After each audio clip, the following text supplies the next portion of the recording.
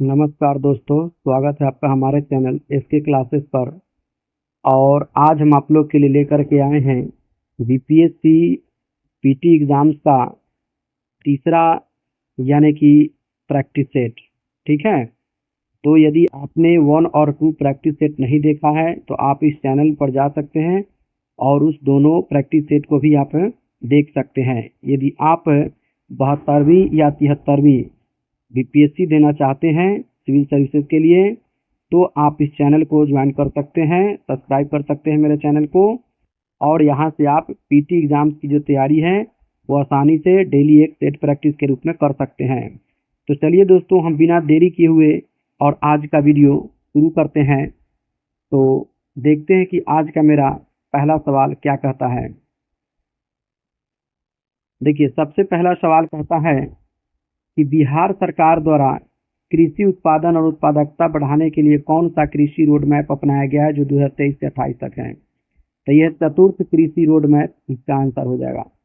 दूसरा जो प्रश्न है कि भारत के स्वतंत्रता प्राप्ति के पहले की कुछ प्रमुख प्रस्ताव योजनाओं को संबंधित वर्ष के आधार पर सही आरोही क्रम की पहचान करें। ठीक है, तो ये देख रहे हैं, अगस्त प्रस्ताव आया था, फिर क्रिप्स प्रस्ताव, फिर सीआर फार्मूला और फिर लास्ट में 1945 में वेवेल योजना आया था।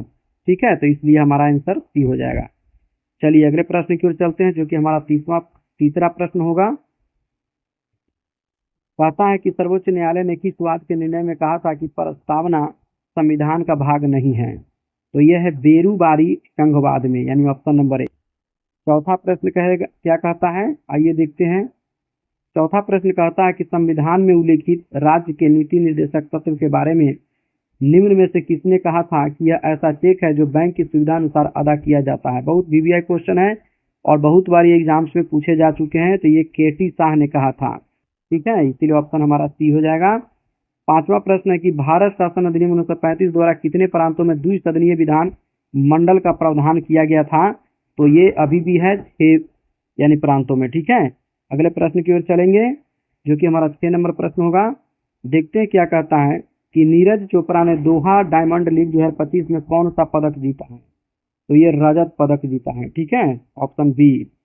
7 नंबर प्रश्न कहता है कि प्रधानमंत्री नरेंद्र मोदी को किस देश के सर्वोच्च नागरिक सम्मान grand cross of the order of Makarios third से सम्मानित किया गया है ना।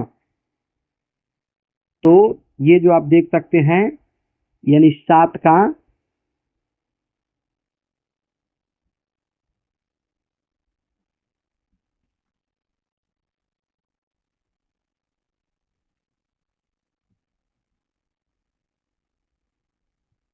ये नंबर ऑप्शन हो जाएगा, यानी कि साइप्रस।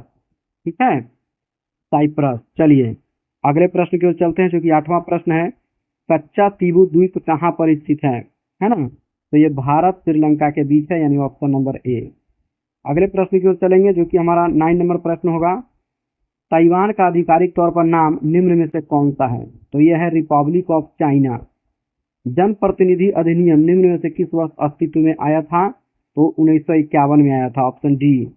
उच्चतम न्यायालय के नए ध्वज पर नया प्रतीक चिन्ह क्या है, 11 नंबर प्रश्न है। तो ये जो है यतो धर्मस्ततो जया, यानी कि ऑप्शन नंबर ए। चलिए 12वां प्रश्न की ओर चलते हैं हम लोग। क्या कहता है, 12 नंबर प्रश्न कहता है कि ललित कला अकादमी की स्थापना किस वर्ष की गई थी। ठीक है, तो ये 1954 ईस्वी में की गई थी। 13 नंबर प्रश्न कहता है कि चिप आधारित ई पासपोर्ट को किस देश द्वारा लॉन्च किया गया है।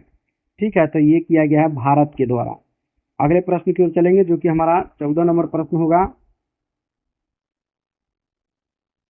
आइए देखते हैं क्या कहता है। एक भारत श्रेष्ठ भारत कार्यक्रम की घोषणा किस वर्ष की गई थी, है ना। तो 2015 में। 15 नंबर प्रश्न है कि बिहार राज्य में नव नालंदा महाविहार की स्थापना किस वर्ष की गई। तो ये 1951 में की गई थी। ठीक है, 16 नंबर प्रश्न कहता है कि किस वर्ष ऑल इंडिया रेडियो का नाम आकाशवाणी कर दिया गया था। ठीक है, ये किया गया 1957 ईस्वी में। ठीक है, अगले प्रश्न की ओर चलेंगे, जो कि हमारा 17 नंबर प्रश्न होगा। और देखिए क्या कहता है कि भारतीय सेना की अफसर प्रशिक्षण अकादमी गया की शुरुआत किस वर्ष हुई थी। ठीक है, तो ये हुआ था 2011 में। 18 नंबर प्रश्न है कि थल सेना में लेफ्टिनेंट जनरल पद के समकक्ष वायुसेना में कौन सा पद होता है। तो ये होता है एयर मार्शल होता है। कौन सा पद होता है? एयर मार्शल, ऑप्शन ए, है ना। अगले प्रश्न पर चलते हैं और देखते हैं कि 19 नंबर प्रश्न हमारा क्या कहता है। मरणोपरांत सबसे पहली बार भारत रत्न किसे प्रदान किया गया था? है ना, तो ये लाल बहादुर शास्त्री को। ठीक है। दिल्ली सल्तनत की गद्दी पर गुलाम वंश का अंतिम व्यक्ति कौन था? तो ये था क्यूमर्स था, याद रखेंगे। 20 नंबर प्रश्न है, दिल्ली सल्तनत की गद्दी पर गुलाम वंश का अंतिम शासक कौन था? क्यूमर्स था।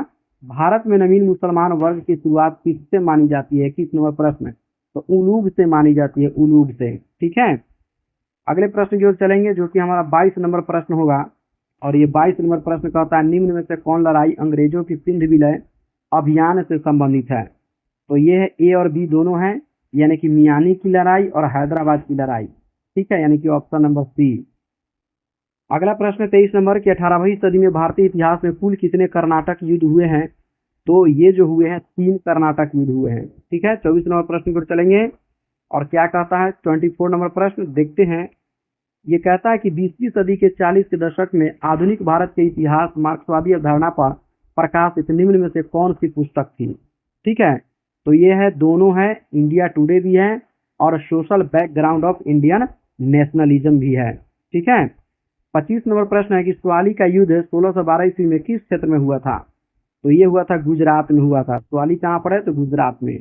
चलिए 26 नंबर प्रश्न की ओर चलते हैं और देखते हैं कि क्या कहता है। ये कहता है कि बेदरा का युद्ध से संबंधित सही तथ्य की पहचान करें। ठीक है, तो ये जो है 1 और 4, यानी कि यह युद्ध 1759 ईस्वी में हुआ था और यह युद्ध अंग्रेज और डच के बीच हुआ था। जब आप डिटेल पढ़ते हैं हिस्ट्री में तो आपको वहां जरूर देखने को मिलेगा। चलिए अगले प्रश्न की ओर हम लोग चलते हैं जो कि हमारा 27 नंबर प्रश्न होगा, और देखते हैं 27 नंबर प्रश्न क्या कहता है।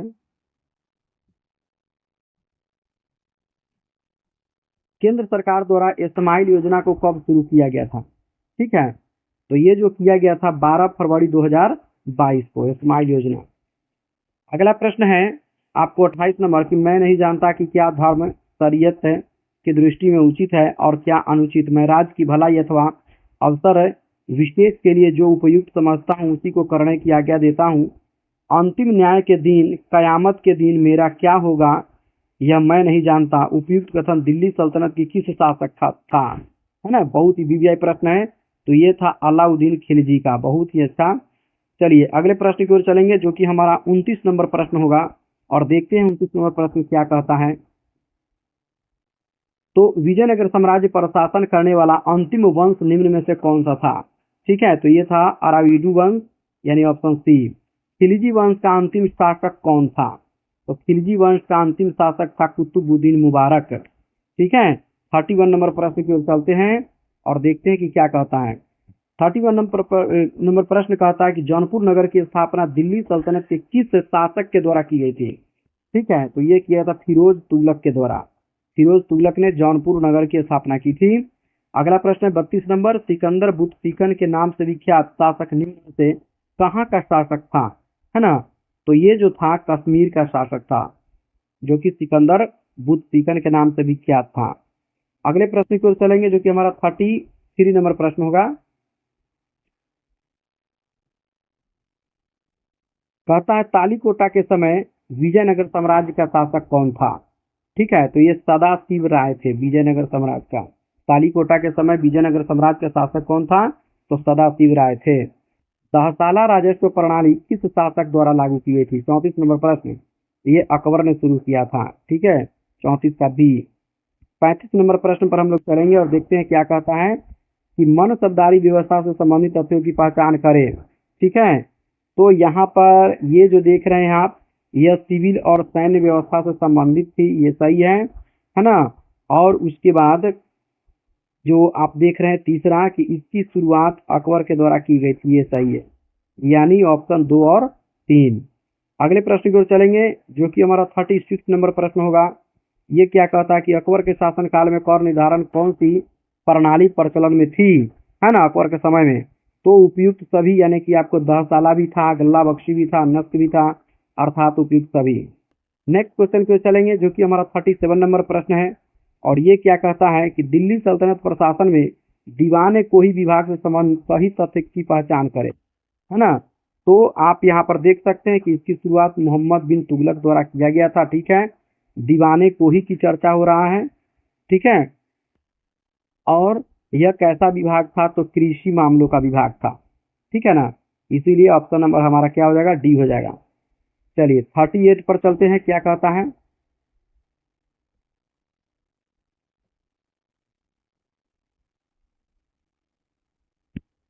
38 नंबर कहता है कि बिहार हरित बजट 2025-26 का आकार क्या है, यानी कितना है, ठीक है।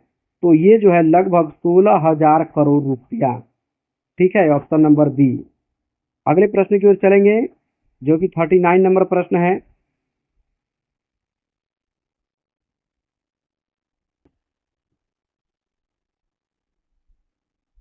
देखिए क्या कहता है, विश्व का पहला सुपर कंप्यूटर बनाने के लिए किस देश द्वारा पहला एआई उपग्रह प्रक्षेपित किया गया है, तो ये चाइना के द्वारा किया गया है।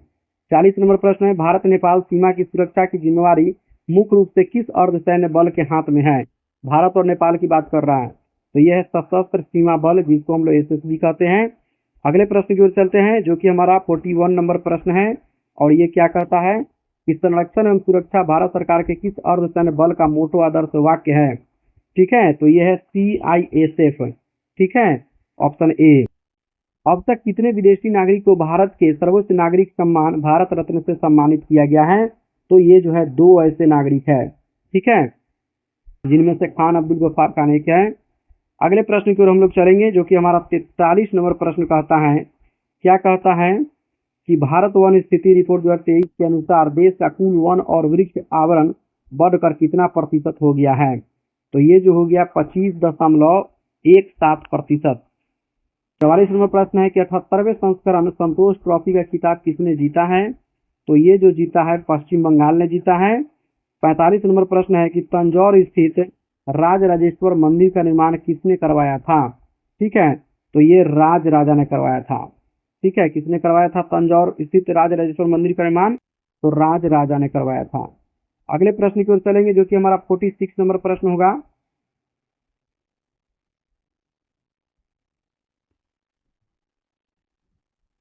रेगुलेटिंग एक्ट 1773 के तहत गवर्नर जनरल ऑफ बंगाल के साथ कितने सदस्यों की एक परिषद का उपबंध किया गया था, तो ये किया गया था 4 सदस्यों का, ठीक है।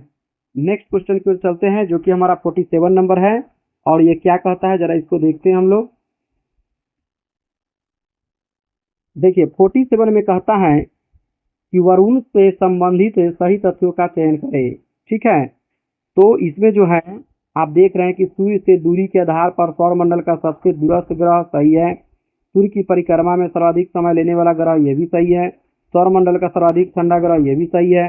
ट्राइटन इसका एक प्रमुख उपग्रह ये भी सही है, यानी कि ऑप्शन नंबर डी। चलिए अब हम लोग चलते हैं 48 नंबर प्रश्न पर, क्या कहता है देखते हैं।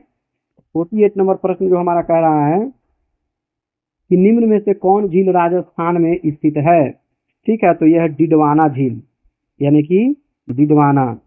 आइए अगले प्रश्न की ओर चलते हैं 49 पर। जयनगर भारत एवं कुर्था नेपाल के बीच रेल सेवा की शुरुआत कब से हुई है ना, तो ये हुई है अप्रैल 2022 से हुई है, ठीक है। जयनगर भारत एवं कुर्था नेपाल के बीच रेल सेवा की शुरुआत कब से हुई है, अप्रैल 2022 से। अगले प्रश्न की ओर चलेंगे, जो कि हमारा 50 नंबर प्रश्न होगा, और देखते हैं कि ये क्या कहता है।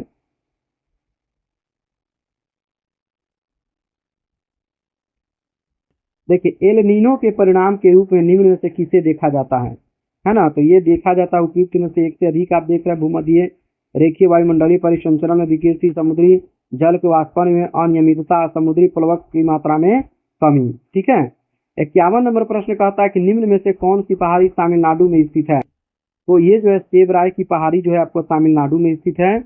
अगले प्रश्न की ओर चलेंगे हम लोग 52 की ओर, और देखिए क्या कहता है कि राजीव गांधी राष्ट्रीय युवा विकास संस्थान किस राज्य में है, ठीक है, तो ये आपको तमिलनाडु में है, ऑप्शन बी। 52 का क्या हो जाएगा, बी।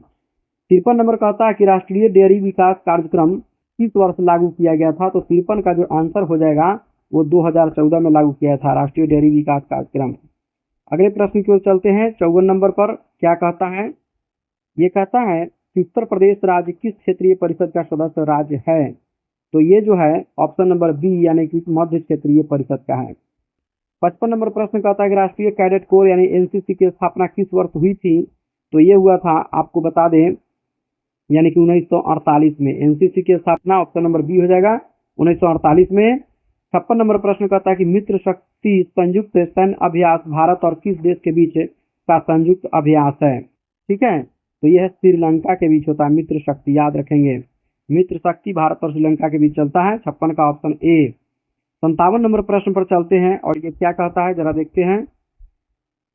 तो ये कहता है कि राष्ट्रीय सेवा योजना कब शुरू की गई थी? तो ये जो हुआ था ऑप्शन नंबर बी हो जाएगा, 1969 में। और 58 नंबर प्रश्न कहता है कि भारत में सबसे ज्यादा लोगों द्वारा बोली जाने वाली भाषा हिंदी के बाद दूसरे क्रम पर बोली जाने वाली भाषा कौन है ना, बहुत ही वीवीआई प्रश्न है। तो ये है आपका 58 का डी यानी कि बांग्ला। अगला प्रश्न की ओर चलते हैं जो कि कहता है 59 नंबर की ओजोन पट्टी की उपस्थिति वायुमंडल के किस भाग में स्थित है? तो ये जो है आपको समताप मंडल में है। ठीक है, अगले प्रश्न की ओर चलते हैं जो कि हमारा 60 नंबर प्रश्न होगा। और ये 60 नंबर प्रश्न हमें क्या कहता है कि भारत में सोना की उपस्थिति निम्न में से किस राज्य क्षेत्र की भूमि में है ना? तो ये जो है आपको कर्नाटक एवं आंध्र प्रदेश में है। सोना की जो उपस्थिति है कर्नाटक एवं आंध्र प्रदेश। 61 नंबर प्रश्न कहता है कोयला उत्पादन के लिए प्रसिद्ध डोनबास क्षेत्र किस देश में है? तो ये जो है आपको यूक्रेन में है। डोनबास कहाँ पर है? तो यूक्रेन में, ऑप्शन नंबर डी। चलिए 62 नंबर प्रश्न को हम लोग देखते हैं क्या कहता है।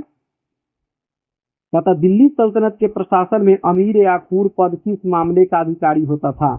तो ये जो होता था शाही घोड़ों का प्रमुख होता था। ठीक है, 63 नंबर प्रश्न पर चलते हैं कि दिल्ली सल्तनत में उस्र किस प्रकार का कर था? तो ये जो था भूमि कर था। उस्र किस प्रकार का कर था? भूमि कर था। अगले प्रश्न की ओर चलेंगे जो कि हमारा 64 नंबर प्रश्न होगा और देखते हैं कि 64 नंबर प्रश्न हमें क्या कहता है। तो आइए,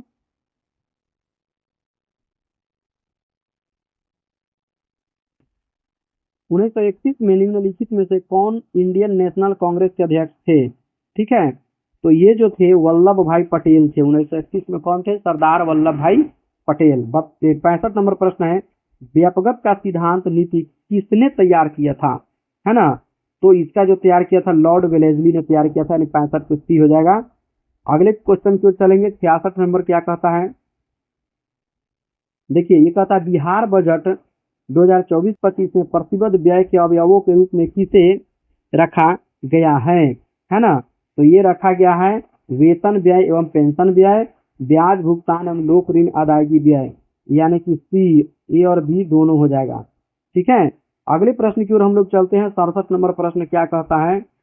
तो 67 नंबर प्रश्न कहता है कि भारत सरकार ने एक राष्ट्र एक सदस्यता योजना कब शुरू की है ना? तो ये जो किया है 1 जनवरी 2025 को शुरू किया है। भारत सरकार ने एक राष्ट्र एक सदस्यता योजना 1 जनवरी 2025 को शुरू किया है। 68 नंबर प्रश्न की ओर चलते हैं, देखते हैं क्या कहता है। तो ये कहता है आपको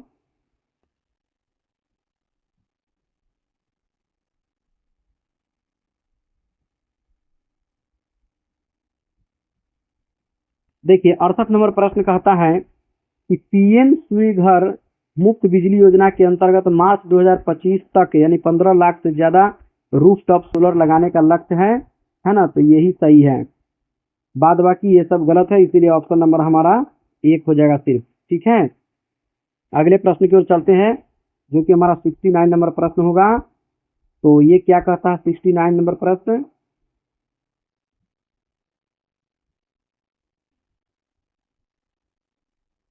देखिए बिहार के कोसी प्रमंडल में कुल कितने जिले आते हैं? ठीक है ना, तो मात्र 3 जिले आते हैं। बिहार के कोसी प्रमंडल में 3 जिले आते हैं। 70 नंबर प्रश्न है कि पंडवानी लोक नृत्य का संबंध किस राज्य से है? तो ये छत्तीसगढ़ से है। पंडवानी कहाँ से है? तो छत्तीसगढ़ से, याद रखेंगे। 71 नंबर प्रश्न की ओर चलते हैं और ये क्या कहता है जरा देखिए इसको। कहता है निम्नलिखित पर विचार कीजिए। ठीक है ना, तो ये जो कहता है देखिए सबसे पहले यहाँ पर चंपारण सत्याग्रह, ठीक है, 1917 में। 4 नंबर अहमदाबाद मिल हड़ताल। उसके बाद आपको 2 नंबर खेरा आंदोलन 1918 में। उसके बाद 1 नंबर रॉलेट एक्ट आंदोलन 1919 में, यानी ऑप्शन नंबर ए हो जाएगा, 71 का ए। चलिए 72 नंबर प्रश्न पर चलेंगे और क्या कहता है। ये कहता है कि राष्ट्रीय स्वास्थ्य नीति 2017 के अंतर्गत वर्ष 2025 तक सार्वजनिक स्वास्थ्य पर व्यय सकल घरेलू उत्पाद का कितना प्रतिशत करने का लक्ष्य रखा गया है? 2.5% रखा गया है। ठीक है, आइए 73 नंबर प्रश्न पर हम लोग चलेंगे। क्या कहता है? तो ये जो कहता है, देखिए कि हुंकार हिंदी साप्ताहिक पत्रिका के प्रकाशन से कौन संबंधित थे? ठीक है, तो ये जो थे उपयुक्त में से एक है सहजानंद सरस्वती, राहुल सांकृत्यायन, यमुना कारजी। अगले प्रश्न की ओर चलेंगे जो कि हमारा 74 नंबर प्रश्न होगा और देखते हैं ये क्या कहता है। न्यायपूर्ण वितरण एवं समानता के साथ विकास को किस पंचवर्षीय योजना में मुख्य लक्ष्य के रूप में स्वीकार किया गया है? ठीक है, तो ये रखा गया है 9वीं पंचवर्षीय योजना। ठीक है, अगले प्रश्न पर हम लोग चलते हैं 75 नंबर पर कि स्थानांतरण शील कृषि के स्थानीय नाम और संबंधित देश का सही युग इनमें से कौन है? तो ये जो है लदांग है जो कि मलेशिया में है। स्थानांतरणशील कृषि के स्थानीय नाम में संबंधित जो है लदांग जो मलेशिया में चलता है। आइए अगले प्रश्न की ओर चलते हैं जो कि हमारा 76 नंबर प्रश्न होगा और ये क्या कहता है कि यदि ग्रीनविच में दोपहर के 12 बजे तो ग्रीनविच के 30 डिग्री पूरब में क्या समय होगा? है ना, तो आप जानते हैं कि अगर हम 15 डिग्री पूरब की ओर बढ़ते हैं तो 1 घंटा यानी कि बढ़ जाता है। तो इस तरीके से यदि 30 डिग्री बढ़ेंगे पूरब में तो 2 घंटा बढ़ेगा अर्थात 2 बज जाएगा, यानी कि 76 का जो आंसर हो जाएगा वो सी हो जाएगा। चलिए 77 नंबर प्रश्न कहता है कि कोपेन के जलवायु वर्गीकरण का मुख्य आधारित तत्व किसे माना जाता है? तो ये जो माना जाता है तापमान एवं वर्षा, तापमान एवं वर्षा, यानी ऑप्शन नंबर सी। ठीक है, 78 नंबर प्रश्न की ओर चलते हैं और ये क्या कहता है जरा देखिए। तो 78 नंबर प्रश्न कहता है कि महासागरीय प्रपट्टी के मुख्य खनिज घटक क्या है ना, तो ये सिलिका और मैग्नीशियम है। महासागरीय प्रपट्टी के मुख्य खनिज तत्व कौन सा है? तो सिलिका है और मैग्नीशियम है। चलिए 79 नंबर प्रश्न, बांग्लादेश के साथ भारत के पश्चिम बंगाल के अतिरिक्त अन्य कितने भारतीय राज्यों की सीमाएं मिलती है? तो 4 का और मिलता है। ठीक है, बांग्लादेश के साथ पश्चिम बंगाल के अलावा असम हो जाएगा, त्रिपुरा हो जाएगा, यानी कि मणिपुर हो जाएगा, उसके बाद मेघालय। चलिए अगले प्रश्न की ओर चलते हैं हम लोग 80 नंबर प्रश्न की ओर। चीन की सीमा भारत के निम्न में से किस राज्य केंद्र शासित प्रदेश से नहीं मिलती है ना, तो ये आपको जम्मू कश्मीर से नहीं मिलती है। ठीक है, अगले प्रश्न की ओर चलते हैं। बिहार की किस जनजाति ने कांग्रेस के गया अधिवेशन में भाग लिया था? तो ये उरांव जनजाति ने भाग लिया था। ठीक है, कौन था वो? उरांव। आइए 82 नंबर प्रश्न हमारा क्या कहता है, इसको देखते हैं जरा। कहता है कि 1938 में किसकी अध्यक्षता में राष्ट्रीय योजना समिति की स्थापना की गई थी? ठीक है, तो ये जवाहरलाल नेहरू के द्वारा किया गया था, यानी कि 1938 में किसकी अध्यक्षता में राष्ट्रीय योजना समिति की स्थापना की गई थी? तो जवाहरलाल नेहरू की अध्यक्षता में। 83 नंबर प्रश्न कहता है कि एशियाई स्पोर्ट्स खेलों में पदक जीतने वाले पहले भारतीय कौन बने हैं? तो 83 के सी कहता है पवन काम्पेली बने हैं। ठीक है, 84 नंबर प्रश्न क्या कहता है जरा ये देखते हैं हम लोग। तो 84 नंबर कहता है मुद्रास्फीति नियंत्रित करने के राजकोषीय उपाय के अंतर्गत निम्न में से कौन सा उपाय आते हैं? तो उपयुक्त सभी आएगा। निजी व्यय को कम करना, गैर विकासात्मक सरकारी व्यय में कमी करना और घाटे के वित्त पोषण से बचना, यानी उपयुक्त सभी। चलिए 85 नंबर प्रश्न को देखते हैं।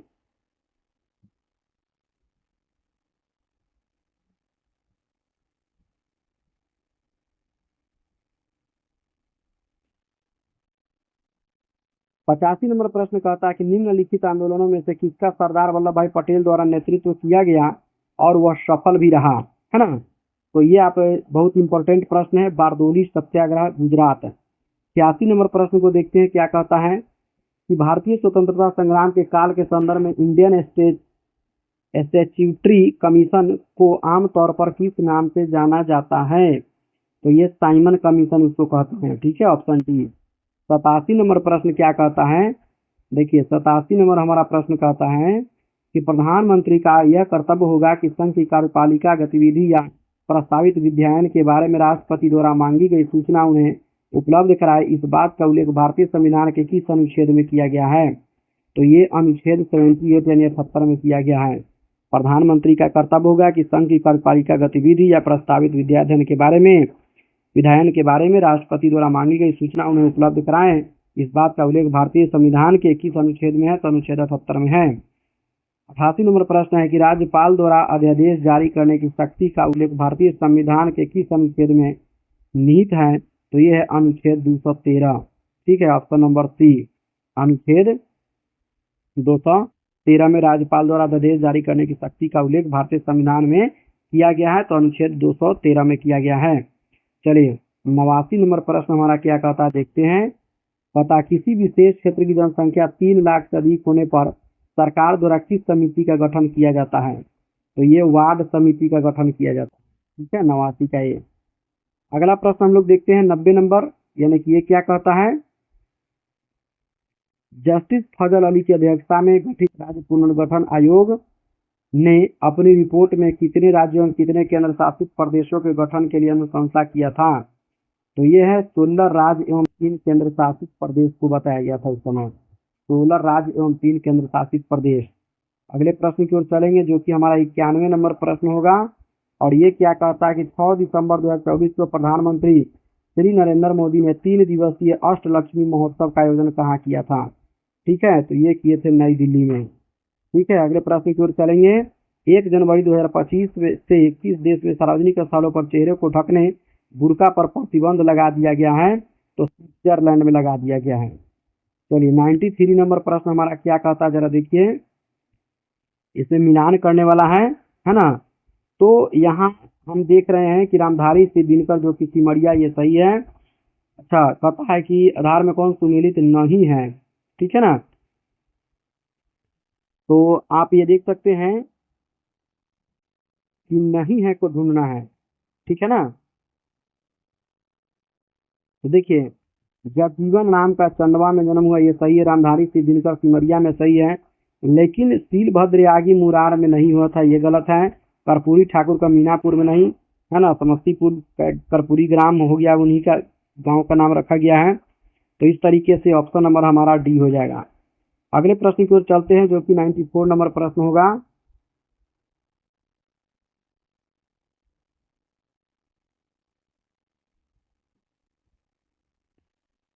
देखिए, कहता जनगणना रिपोर्ट 2011 के आधार पर बिहार के संदर्भ में निम्न में से कौन सा तथ्य सही है। ठीक है ना, तो कहता है कि बिहार में सर्वाधिक ग्रामीण जनसंख्या वाला जिला पूर्वी चंपारण है, ये सही है।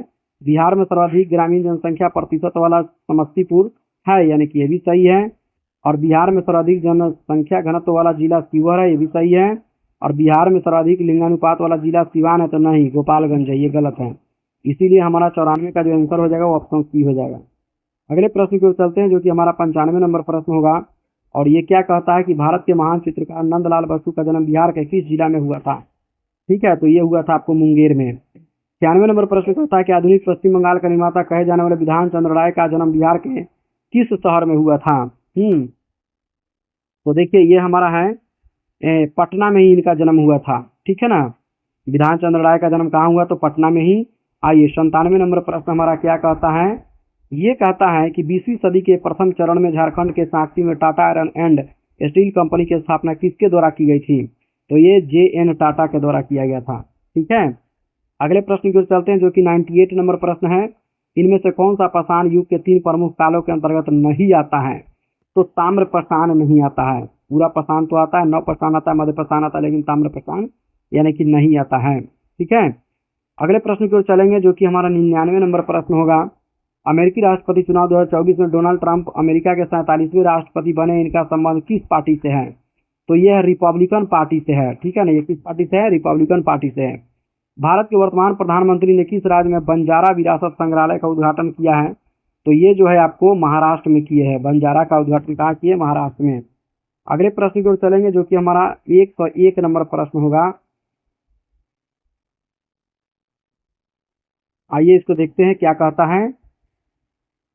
तो बॉम्बे क्रॉनिकल का जो रचना किए हैं ये फिरोज शाह मेहता है। और उसके बाद कॉमनवेल्थ की जो रचना किए हैं एनी बेसेंट है। लीडर का जो रचना किए हैं मदन मोहन मालवीय जी किए हैं। और सर्च लाइट का जो किए हैं वो सच्चिदानंद सिन्हा जी किए हैं। तो इस तरीके से हमारा जो ऑप्शन हो जाता है ऑप्शन सी हो जाएगा। ठीक है, अगले प्रश्न की ओर चलते हैं जो कि हमारा 102 नंबर प्रश्न होगा। और ये क्या कहता है कि भारत में निम्नलिखित में से कौन मुद्रास्फीति को नियंत्रित कर कीमत स्थिरता को बनाए रखने के लिए उत्तरदायी है? तो ये जो है भारतीय रिजर्व बैंक है, ऑप्शन नंबर डी। चलिए अब क्वेश्चन नंबर 103 पर हम लोग चलते हैं, क्या कहता है।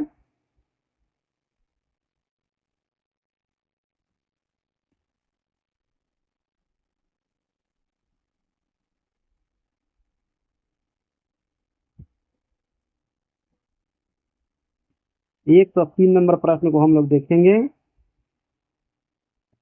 कोहरे में निम्नलिखित में से कौन सा कोलाइडी तंत्र अभिव्यक्त होता है? ठीक है, तो यह है गैस में द्रव्य, ऑप्शन ए। चलिए 104 नंबर प्रश्न को क्या कहता है, जरा ये देखिए।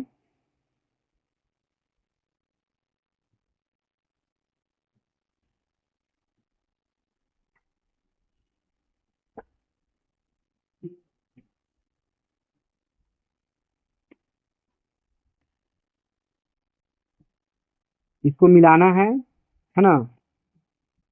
तो पंखहीन कीट जो है यानी कि है रजत मीनार हो जाएगा। ठीक है, उसके बाद उड़ान रहित पक्षी जो है कीवी हो जाएगा। और उसके बाद अपाद सरीसृप जो है वह सर्प हो जाएगा। और फुफ्फुस जो प्राणी है ना, तो वो मत्स्य ही हो जाएगा, फुफ्फुसहीन प्राणी। इस तरीके से हमारा 104 का जो ऑप्शन हो जाएगा वो बी हो जाएगा। अगले प्रश्न की ओर चलते हैं, 105 नंबर प्रश्न को देखते हैं कि क्या कहता है। काष्ठ, अस्थि और शंख के पुरातत्वीय नमूनों का काल निर्धारण करने के लिए निम्नलिखित में से किसका प्रयोग किया जाता है? ये कार्बन 14 पद्धति का होता है। अगले प्रश्न पर चलेंगे, खुजलाने से खाद मिटती है क्यों? तो यानी कि देखिए उपयुक्त में से कोई नहीं। ठीक है ना, तो इसीलिए ऑप्शन नंबर डी हो जाएगा। अगले प्रश्न की ओर चलेंगे जो कि हमारा 107 नंबर प्रश्न होगा। कहता बुलेट प्रूफ जैकेट बनाने के लिए उपयोग किए जाने वाला फाइबर क्या होता है? तो ये केवलर होता है। ठीक है, आइए 108 नंबर प्रश्न कहता है कि एक क्लब में 108 सदस्य, उनमें से 2/3 पुरुष है तथा शेष महिलाएं हैं। 9 महिला सदस्यों को छोड़कर शेष सभी सदस्य विवाहित है। क्लब में विवाहित महिलाएं कितनी हैं? है ना। तो इसका जो आप सॉल्व करेंगे तो आपको सी आ जाएगा, यानी कि 27 संख्या आ जाएगा। अगले प्रश्न की ओर चलते हैं, 109 नंबर प्रश्न है जो कि क्या कहता है। एक व्यक्ति ए बिंदु से प्रारंभ करके 3 किलोमीटर पूरब की ओर चलकर बी बिंदु तक पहुंचता है। उसके बाद बाएं मुड़कर सी बिंदु तक पहुंचने में उसकी कितनी दूरी तय करता है? वह पुनः बाएं मुड़कर ए और बी के बीच तय किए दूरी की 5 गुनी चलकर अपने लक्ष्य डी तक पहुंचता है। तो यात्रा आरंभ के बिंदु तथा लक्ष्य बिंदु के बीच की न्यूनतम दूरी कितनी थी? ठीक है, तो इसको जब आप बनाते हैं तो बहुत ही सिंपल सा प्रश्न है। इसका जो आंसर आ जाता है वो 15 किलोमीटर आ जाएगा। ठीक है,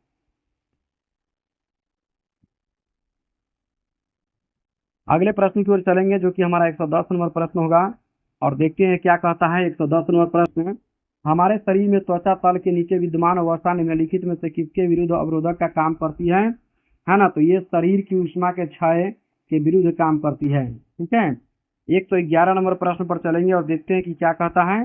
हीमोफीलिया एक अनुवांशिक रोग है जिसका वहन कौन करता है? तो ये करता है स्त्रियां करती है, जो प्रकट पुरुषों में होता है। ठीक है, आइए अगले प्रश्न की ओर चलते हैं जो कि हमारा 112 नंबर प्रश्न होगा।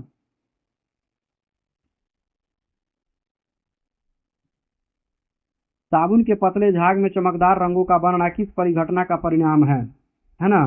तो यह है बहुलित परावर्तन और व्यतिकरण, बहुलित परावर्तन और व्यतिकरण। अगले प्रश्न की ओर चलते हैं और ये देखते हैं जैव फिल्में क्या होती है। ठीक है ना, तो जैव फिल्में जो होती है सेल, दांत या तैल बिंदु आदि के पृष्ठ पर संचित सूक्ष्म जीव होता है। ठीक है, तो जैव फिल्में क्या होती है? सेल, दांत या तैल बिंदु आदि के पृष्ठ पर संचित सूक्ष्म जीव होता है, जिसको हम लोग जैव फिल्में कहते हैं। 114 नंबर प्रश्न पर हम लोग चलेंगे और देखते हैं कि क्या कहता है। सामान्यतः स्त्रियों की आवाज का तरत्व कितना होता है? तो ये होता है पुरुषों की तुलना में अधिक होता है, इसीलिए ऑप्शन नंबर ए हो जाएगा। 115 नंबर पर हम लोग चलते हैं और देखते हैं कि क्या कहता है कि दो व्यक्ति एक चौराहे से दो सड़कों पर चलते हैं। उस चौराहे पर इन सड़कों के बीच 60 डिग्री का कोण बनता है। दोनों व्यक्ति 30 किलोमीटर प्रति घंटा की एक ही चाल से चल रहे हैं, तो 20 मिनट बीतने पर वे दोनों एक दूसरे से कम कितनी दूरी पर होंगे? है ना, तो ये जो होंगे यानी कि कम से कम 1 किलोमीटर की दूरी पर होंगे। अगले प्रश्न की ओर चलेंगे, यानी कि 116 नंबर पर क्या कहता है। तो देखिए 116 नंबर कहता है कि इसका प्रयोग जैव उर्वरक के रूप में किया जाता है। ठीक है, तो ये जो किया जाता है अजोला का किया जाता है और नीलहरित शैवाल का, यानी ऑप्शन नंबर बी। 117 नंबर में क्या कहता है, ये कहता है कि यदि किसी प्राणी को कार्बोहाइड्रेट से भरपूर चीजें खाने को दी जाए तब भी उसके रक्त में शर्करा का सांद्रण स्थिर बने रहने की प्रवृत्ति होती है। इसका कारण यह है कि प्राणियों के मामलों में क्या होता है, तो ये जो होता है अग्नाशय का हार्मोन ऐसी परिस्थिति उत्पन्न करते हैं, यानी ऑप्शन नंबर बी। 118 नंबर प्रश्न की ओर हम लोग चलते हैं। निजुत मोइना योजना किस राज्य सरकार द्वारा शुरू की गई है, जिसके तहत कक्षा 11 से स्नातकोत्तर तक की छात्राओं को मासिक वजीफा दिया जाएगा, है ना। तो ये जो है आपको असम में ये निजुत मोइना योजना चलाया गया है। 119 नंबर प्रश्न कहता है कि मोनोजाइट किसका यस्क होता है, तो ये जो होता है थोरियम होता है। मोनोजाइट किसका होता है, थोरियम का। चलिए 120 नंबर प्रश्न पर हम लोग चलते हैं। ध्वनि तरंगे 300 मीटर प्रति सेकंड की गति से चलती है। किसी स्थान पर उत्पन्न ध्वनि को एक व्यक्ति 5 सेकंड बाद सुन पाता है, जबकि दूसरा व्यक्ति उसी ध्वनि को 6 सेकंड बाद सुन पाता है। दोनों व्यक्तियों के बीच अधिकतम और न्यूनतम दूरी क्या हो सकती है ना। तो इसका जो होता है यानी कि 3.3 और 0.3 किलोमीटर, यानी ऑप्शन नंबर डी। चलिए 121 नंबर प्रश्न की ओर हम लोग चलते हैं और देखते हैं कि क्या कहता है।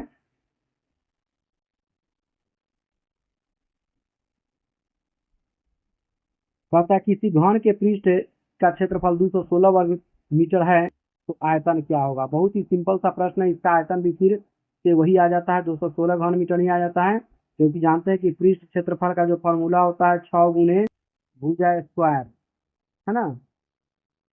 अब बराबर 216 करते हैं तो फिर से भुजा जो हमें आ जाता है वह 6 ही आ जाता है, जब इसका आयतन निकालते हैं फिर 216 ही आ जाता है। चलिए अगले प्रश्न की ओर चलते हैं, जो कि हमारा 122 नंबर प्रश्न होगा।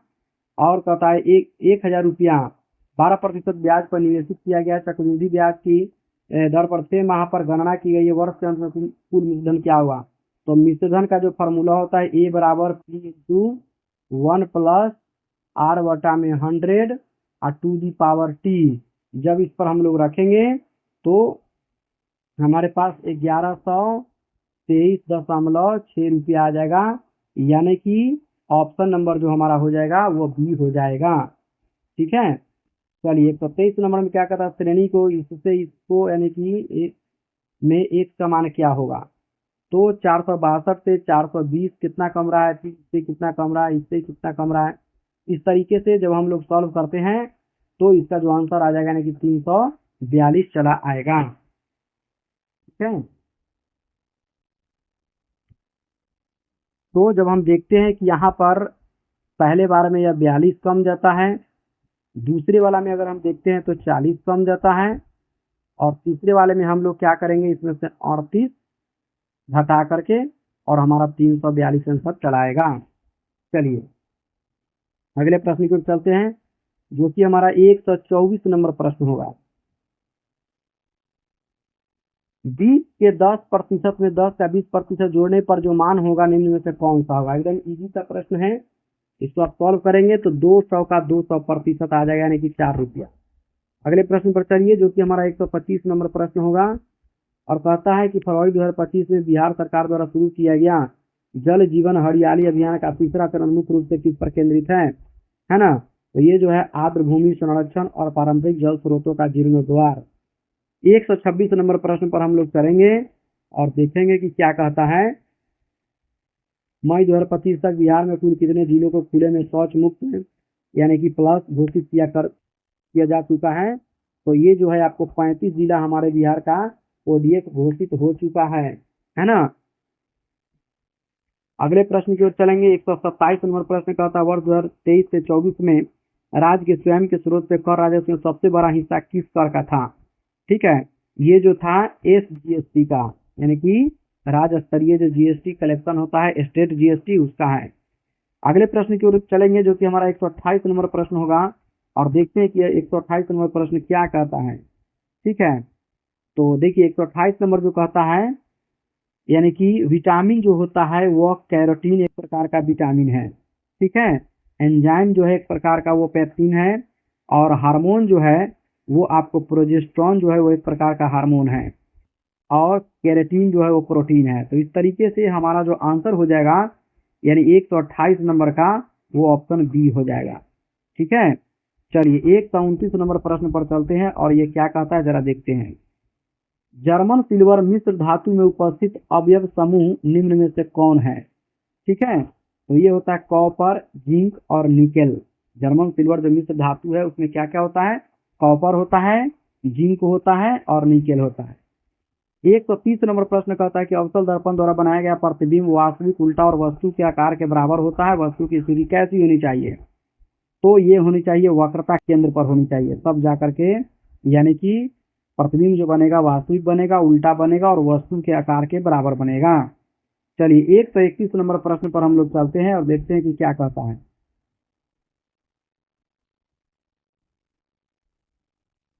देखिए 131 में कहता है निम्नलिखित में से कौन से तत्व सभी प्रोटीनों में विद्यमान होते हैं? ठीक है, तो यहाँ पर आपको कार्बन भी होगा, हाइड्रोजन भी होगा, ऑक्सीजन भी होगा, नाइट्रोजन भी होगा।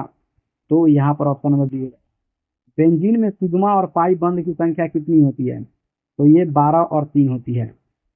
133 नंबर प्रश्न कहता है कि मधुमक्खियों की भाषा की पहचान के लिए निम्न में से किसे नोबेल पुरस्कार दिया गया था? तो ये जो वैज्ञानिक थे केवी फ्रिश को दिया गया था। बहुत ही वीवीआई प्रश्न है, कई बार एग्जाम्स में पूछे जा चुके हैं। अगले प्रश्न की ओर चलते हैं जो कि हमारा 134 नंबर प्रश्न होगा और देखते हैं क्या कहता है कि निम्नलिखित हार्मोनों में से किसमें आयोडीन होता है? ठीक है, तो ये होता है थायरॉक्सिन में होता है। ठीक है, गला में पाया जाता है। अगले प्रश्न की ओर चलेंगे जो कि 135 नंबर प्रश्न है कि किसी परिशुद्ध घड़ी में 2 घंटा 20 मिनट की अवधि में मिनट की सुई कितने डिग्री चलेगी? है ना, तो ये जब मिनट वाला सुई से आप इसका एंगल निकालिएगा तो वो आ जाएगा आपको 840 डिग्री।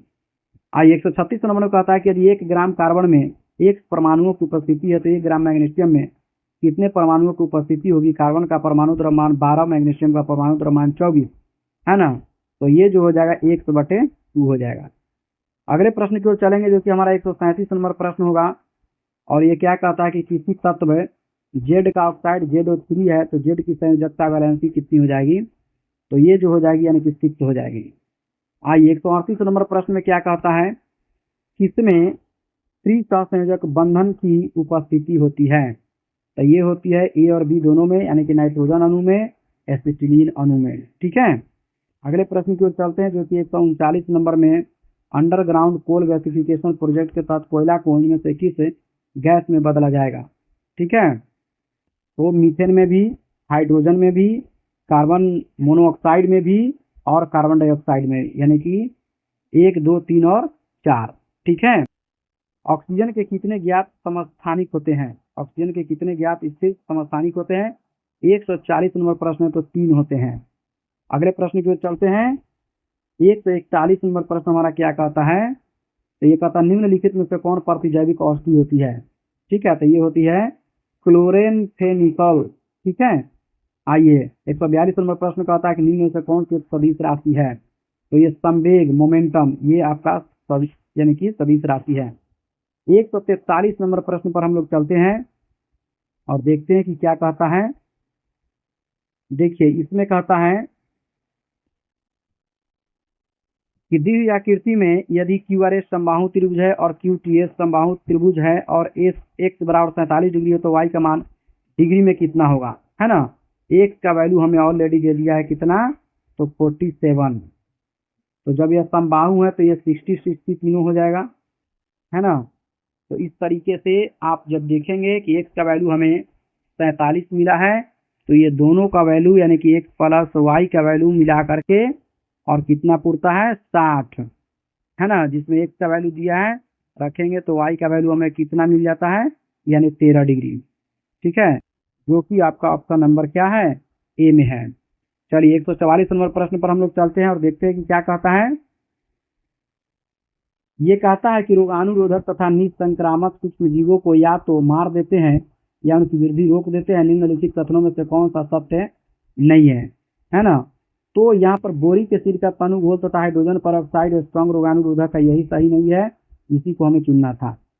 चलिए 145 नंबर प्रश्न की ओर हम लोग चलते हैं। तो देखिए क्या कहता है, अंकोर वाट मंदिर से संबंधित निम्न में से सही तथ्य की पहचान करें, है जो कि कंबोडिया में। तो ये आप देख सकते हैं सही तथ्य की पहचान करना। यह कंबोडिया में हिंदू बौद्ध मंदिर परिसर है, सही है। इसका निर्माण 12वीं शताब्दी में हुआ था, ये भी सही है। यह यूनेस्को विश्व धरोहर स्थल की सूची में शामिल हो गया, तो सही है। हाल ही में इसका जीर्णोद्धार कार्य भारत सरकार द्वारा शुरू किया गया, ये भी सही है। यानी कि 1, 2 और 3, 4 ये सभी सही है। आइए 146 नंबर में हम लोग चलते हैं और क्या कहता है जरा देखिए। दक्षिण एशिया के सबसे बड़ी बैटरी ऊर्जा भंडारण प्रणाली का उद्घाटन कहाँ किया गया था? तो ये आपको दिल्ली में किया गया था। 147 नंबर प्रश्न को अगर हम लोग देखते हैं तो क्या कहता है कि निम्नलिखित कथनों पर विचार कीजिए, है ना।